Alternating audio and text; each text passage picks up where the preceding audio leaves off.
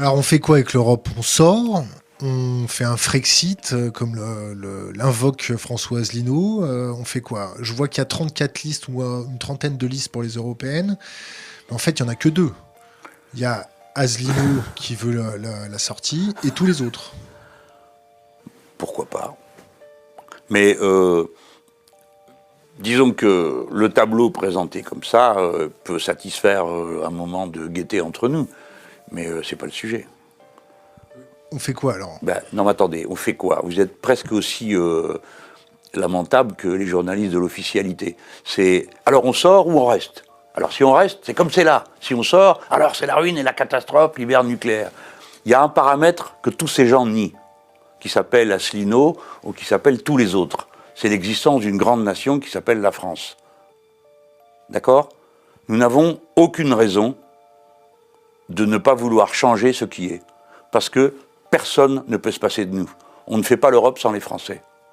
Donc, ma ligne, c'est sortir des traités. Mais qu'on me dise oui ou qu'on me dise non, si demain je gouverne ce pays, de toute façon, j'appliquerai mon programme. Plan A, on discute, vous voulez pas. Plan B, on le fait quand même. C'est une position politique qui inclut un paramètre qui est absent du raisonnement des autres. Les alignés, c'est la France n'est rien, elle ne compte pas. Quand on vous dit, mais et si vous ne convainquez pas les autres? Pardon? Qui est-ce qui ne peut pas être convaincu par les Français? Qui? Les Allemands? Alors parlons-en. Parlons du rapport à l'Allemagne. Mais traitons des questions comme elles s'opposent à une grande nation. Celui qui dit je sors, qu'est-ce qu'il dit? Il dit j'ai perdu. Il dit la France compte pas. Elle n'existe pas. Elle pèse zéro. C'est le gouvernement allemand et son hinterland qui décident. Et bien c'est pas mon avis. Et supposons que tout ça vienne à éclater, ce qui est, à mon avis, le destin promis de la construction actuelle. Déjà, les Anglais sont partis. Personne n'a l'air de trop se demander pourquoi ils partent. On a entendu, c'est parce qu'ils n'ont pas bien compris. Celle-là, on nous l'a fait aussi à nous, pour le non. Si, ils ont parfaitement bien compris qu'ils n'avaient aucune raison de rester là-dedans, parce que ça leur rapportait rien. Ça ne leur apportait rien. Alors ça se combine avec un sentiment national des Anglais, qui a toujours été très, une affirmation très forte de leur existence, de leur nation. Ils ont toujours été comme ça, heureusement. Hein. Ça leur a permis de tenir tête aux nazis.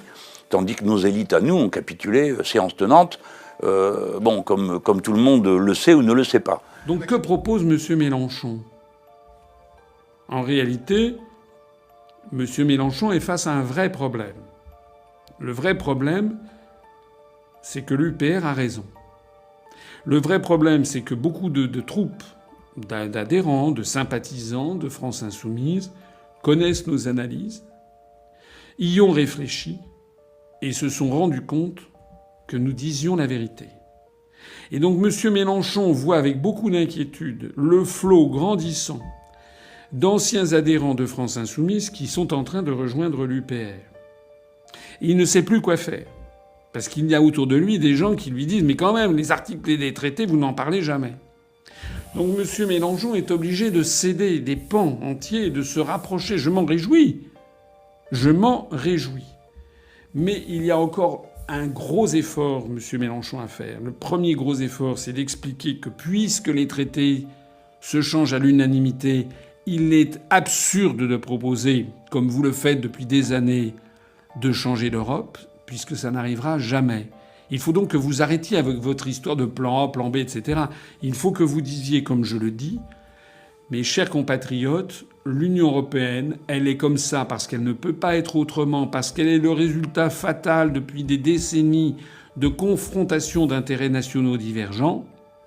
Mes chers compatriotes, la situation est comme elle est, on ne peut pas en changer, puisque en changer, ça voudrait dire que d'autres États acceptent d'abandonner des atouts qu'ils avaient obtenus lors de leurs négociations pour permettre à la France d'améliorer sa position, et ils ne le feront jamais.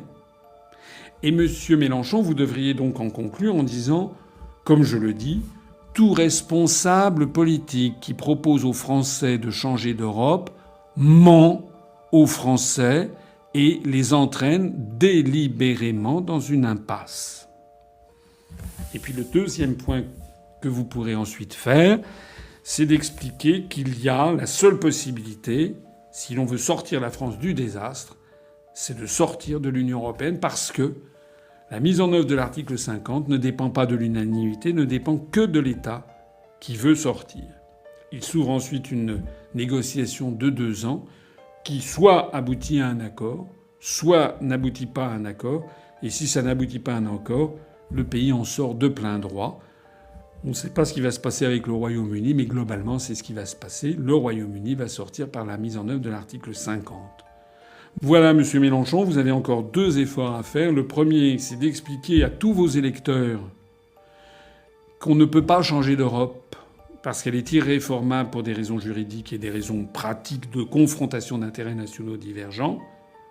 Article 48. Le deuxième, c'est qu'il faut en sortir par l'article 50. Et monsieur Mélenchon, quand vous aurez expliqué ça à vos troupes, vous vous rendrez compte en fait que vous êtes d'accord avec l'UPR sur tout et que l'UPR a raison depuis 11 ans.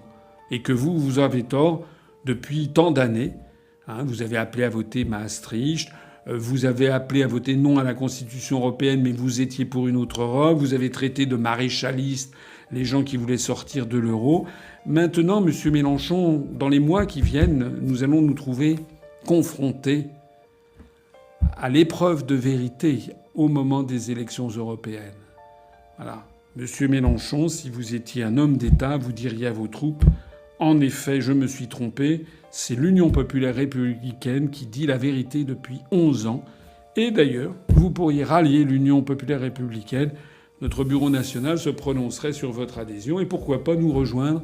Et pourquoi pas ?» Asselineau qui veut la sortie et tous les autres. Asselineau qui veut la sortie et tous les autres. Asselineau qui veut la sortie et tous les autres. Asselineau qui veut la sortie et tous les autres. Pourquoi pas?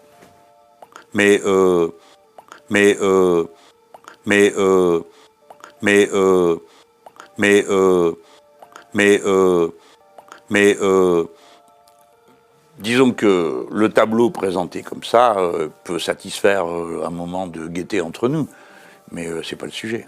Mais c'est pas le sujet.